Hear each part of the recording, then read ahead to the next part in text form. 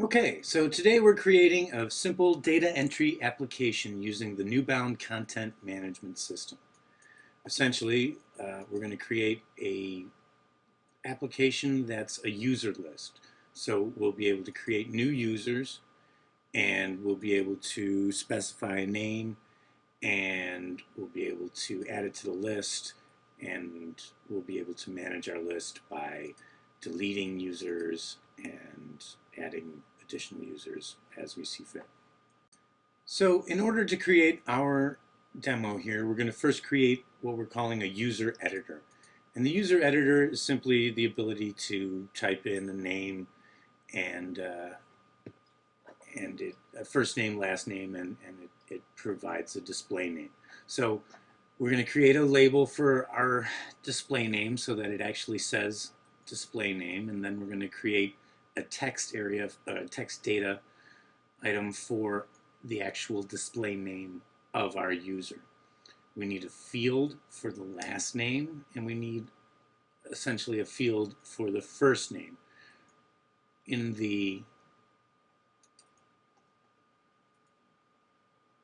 label for each of these fields, we're going to add a line break, an HTML tag for line breaks so that they show up on separate lines.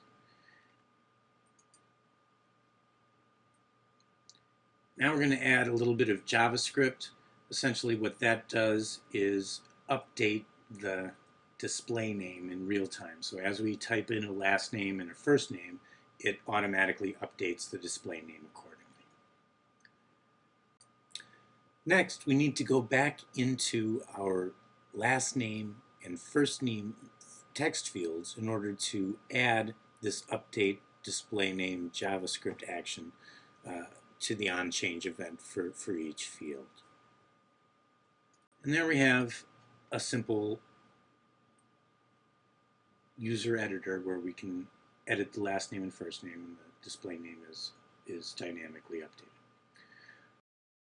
Okay, so now that we've created our user editor, what we need to do is go in and create our user list.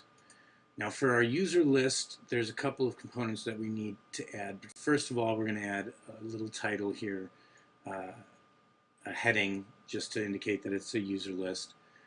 We're going to add a section, an HTML data section where we're going to build our list. In order to build our list, we're going to create a server action, which is essentially a little chunk of Java that we've inserted into our page in order to do some server-side processing.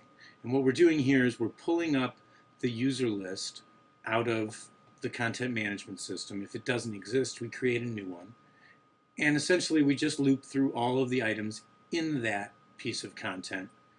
And for each one, we get the first name and the last name, and we build our little display name, and we make it clickable. And so essentially, we're going to pass in the edit section, which is the section of the page where we actually display the user to be edited, and we're going to pass in some parameters there in order to basically edit the user when it's clicked on. We're also going to add a server action sequence, which allows us to call our server action when the page is rendered. And there we basically need to pass in the parameters that we defined when we created the server action.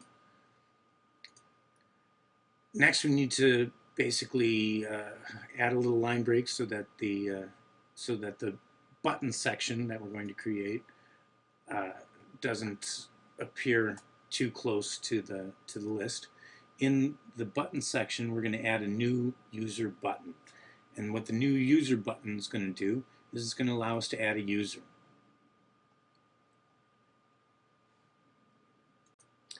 Finally, what we need to do is we need to create the edit user section. Essentially, we're going to create a holder and an HTML data that we're going to provide some style formatting for. We're going to give it a light gray background and some padding. We'll position it on the screen so that it's 40 pixels off on the left and top. And we're going to specify that it should not display initially. So that basically when we click on an item in the list, we can load it up here in this section and then display the section, and it'll appear to pop up. In the Edit User Section holder, we add an Edit User Section, and that contains the actual user editor. We'll create a server action called Edit User that allows us to display the server action, or to display the user editor through this server action. And basically all this does is pull up the list, find the element, add it to the page, and add a little JavaScript onto the page that that causes the display to be block instead of none, and therefore appear.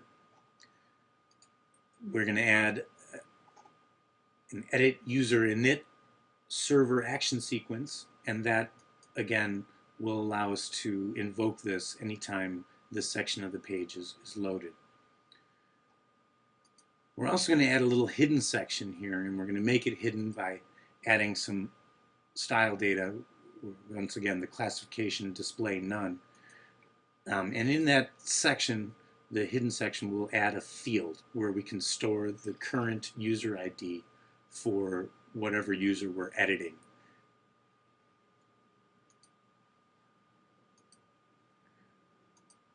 Now we're going to add a little bit of additional content into our Edit User Section holder, and basically this is a horizontal rule to divide the section off. We're going to add an OK button so that the user can click OK and save their work, a cancel button so that they can cancel without making any changes, and we're also going to add a delete button, which allows the user to delete the current item in the list, the current user. So now we're going to go back and we're going to add in the JavaScript and some of the additional server actions that are required in order to make the dynamic functionality of this work. Now that we have all of the components built, we can go back to the list section, and in our list init server action sequence, we can specify the appropriate edit user section. We can go back into the button section and add the add user functionality. Then we'll go in and we'll hook that up to our new user button so that when we click the new user button, it invokes our server action and passes in the appropriate section holder, list section, and edit section. And now we'll go into our edit user section holder and add the actions, the JavaScript actions and the server actions for the buttons in there. The OK button and cancel button we can accommodate with some JavaScript. The OK button is actually going to invoke some server-side functionality as well. And then our cancel, all it does is make the section disappear. Our delete button is going to be a server action, and the server action actually will delete the item out of the list and then re-render the list. So that's essentially how you build the app. Let's see if it works. There we have a simple list. We can add users, save them, we can delete users, and we can cancel. Everything seems to be functional. So there you have it. A simple data entry application created in under 10 minutes using the Newbound Content Management System.